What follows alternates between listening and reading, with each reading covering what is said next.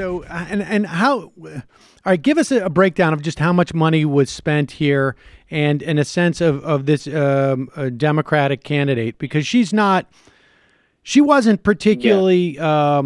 I mean, her politics don't seem to be, particularly on the left end of the spectrum even within the Democratic Party necessarily. No, but one spin I've seen on this already is like, oh, she didn't run as like a Bernie Democrat, which proves that they need to run in the center.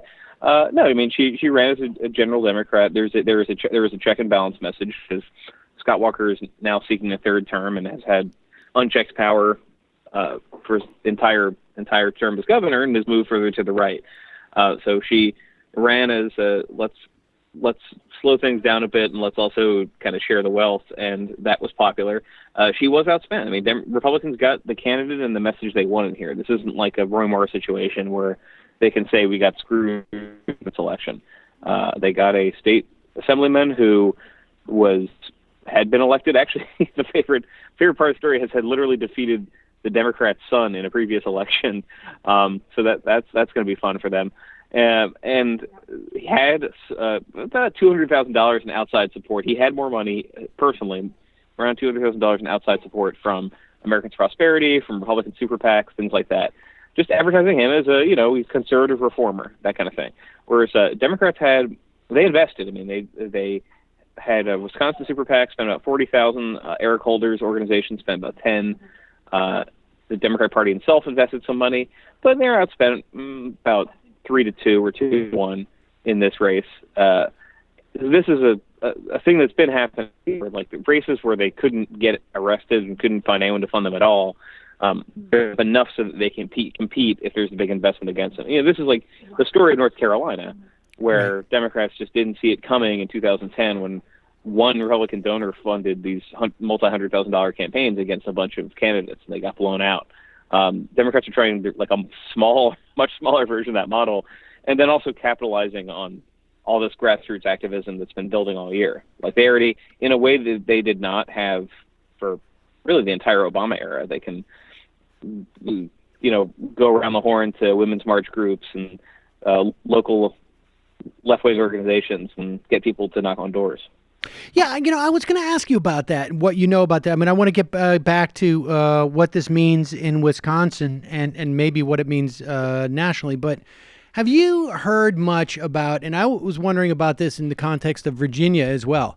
I mean, in New York City, within the 4 or 5 boroughs, I guess it's really 3 boroughs that I've been to, different meetings that were primarily ad hoc women's organizations that had already begun, and this was 6, 7, 8 months ago now, had already begun fundraising for races like this one. I don't know if it was specifically this one, but certainly ones in Virginia, I'm convinced of it. Sending money and resources there completely under the radar.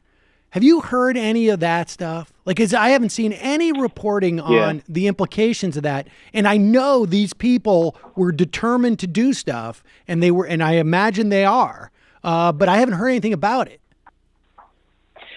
You're kind of putting your finger on a debate inside the Republican Party, which is whether there are too many organizations peacocking and not actually doing a lot. So this is not quite the question you asked, but one thing I've heard Republicans say, and this is more about House and Senate races, is there are several pro-Trump super PACs that send out emails to donors saying we're going to plunge into this race, we're going to help President's agenda, and they'll run like those TV ads you saw over the holidays, just thanking President Trump for being amazing, which is not usually the best use of money. No, it's Democrats. So American Prosperity exists, and it has had a bad couple of elections since November. It was very invested in Virginia. It's been invested in some state races. It's enough where, like, Republicans don't get caught unawares in anything, but it used to be enough to win upsets, and it looks like it isn't right now. That's partly because of Democrats having money, and that's partly just because of this activism advantage. Like, there was a 6-year period where Americans Prosperity representatives basically had the field to themselves, and they Right. just don't anymore. Right, because there is money. I mean, but I guess I'm specifically asking about, have you heard about sort of ad hoc groups on the Democratic side who are going in and isolating and targeting specific races and supporting the candidates there completely under the radar because they're not, they're not professional groups.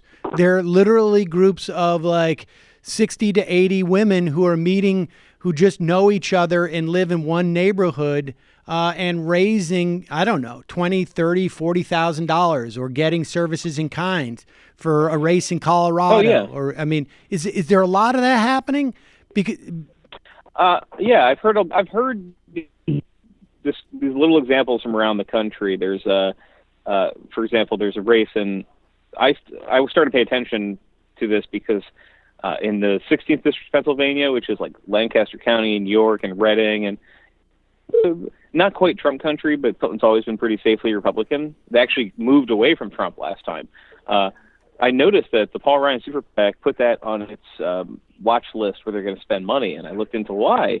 It's because there's actually a crowded Democratic primary where there are local indivisible chapters and Women's March chapters that have actually gotten, looked up how to get tax status where they can buy do some campaigning, some real campaigning ads, things like that.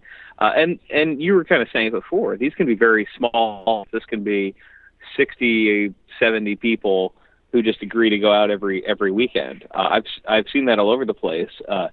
And they don't get a lot of attention. I mean, as a reporter working in D.C., it's hard. I'm not sure if I'd pitch like a story. Check out this new group of 50 people in Reading, Pennsylvania. Right. But that is kind of, as somebody who's been covering conservatives for years too, it reminds me of the kind of classic conservative clubs that would form in places, the 60s across the South and 70s, and where concerned citizens, quote unquote, would get together and just get votes out for a Republican who nobody gave a shot. And just realizing that elections are about, I hate to say everything comes down to turnout, but you know what I mean? Realizing Right. that if you're motivated and the other side isn't, you just can get a gang of you guys and move out there. I mean, I saw a lot of this in Alabama where the Doug Jones campaign kind of radar, I read about it once, had a lot of events for women where they just kind of put up a Facebook ad and they'd plug in, or a Facebook listing, not even an ad, like a free thing, and they'd plug into one of the many suburban indivisible groups, and boom, they'd have a crowd ready to do meet and greet, and then maybe a get out the vote operation, just with very little notice. Yeah, that's going to be part of my book. Don't undersell preaching to the choir. But all right. Hi, folks. Sam Seder here. We still need your help on our Patreon page. YouTube ads have come back, but not nearly as much as we had before. So if you can help us out, any little bit helps. Head over to our Patreon page right at this URL, and you'll help us keep helping you by making videos